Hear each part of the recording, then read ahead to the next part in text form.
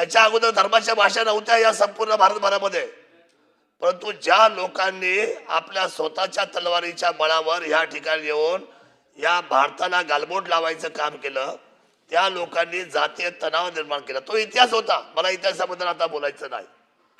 पण लोकशाहीला निर्माण करत असताना डॉक्टर बाबासाहेब अतिशय हुशार, विद्वान, बॅरिस्टर झाले, PhD होल्डर झाले, लंडन मध्ये होते, अमेरिकेमध्ये होते, परंतु सगळं लक्ष भारतात होतं. ते भारतामध्ये आले आणि भारतामध्ये आल्यानंतर आज आपण ती लोकशाही मान्य केली, संविधान मान्य केलं डॉक्टर बाबासाहेबांचं.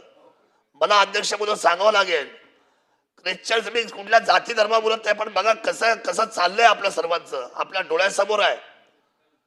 ख्रिश्चन धर्म जो आताचा आहे, ह्या ख्रिश्चन धर्माचे सगळे लोक उच्च शिक्षित आहे, विद्वान आहे.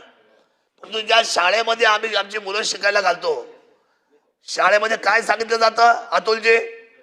ख्रिश्चन शाळेमध्ये आता सांगितलं जातं की तुमच्या मुलींनी कपड्याला टिकली लावायची नाही. अध्यक्ष मध्ये हा विषय गंभीर आहे की नाही? जर कपड्याला टिकली लावायची नाही तर तुमचा मुलगी शाळेमध्ये राहील. मग हे मला सांगा, ही कोणती पद्धत आहे?